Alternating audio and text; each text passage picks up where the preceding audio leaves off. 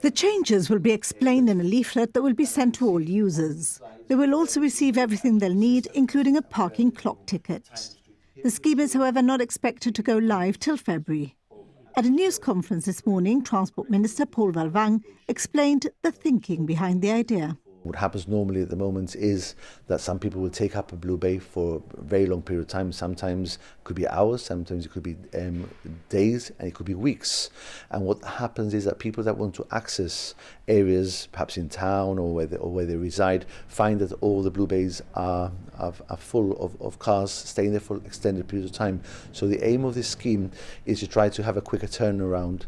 And so by allowing 3 hours maximum stay in certain blue bays, it will allow other people to be able to visit areas or to go to places where shopping or what have you. There has been a multi-agency approach to devising the scheme and a review of the current blue bays available and whether these exist in the areas where there are the most users. This means the topography and distance from the parking bays to populated areas has been looked at. The new system involves a time clock. There'll be a certain amount of bays, about 14 bays. It's a pilot scheme.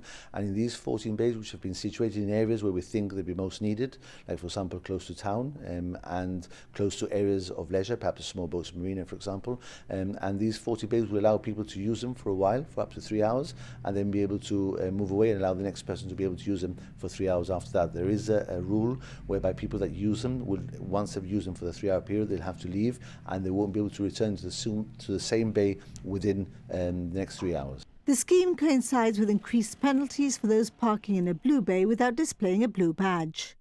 Paul Valvang emphasised the scheme is a pilot one and will be revisited to ensure it delivers maximum benefits to those who need it the most. It'll be very closely monitored, and when we say pilot scheme, we will need to see where we go from here, whether we decide to increase the amount of these short-term bays available and their locations as well. So we're keeping a close look at them, and also we rely on feedback from users as to how it's working for them and whether the scheme is hitting all pressing the right button. Exactly, pressing the right buttons. Today's launch coincided with the International Day of Persons with Disabilities. Equality Minister Samantha Sacramento welcomed the initiative, saying it was another operational implementation of the government's policy on disability.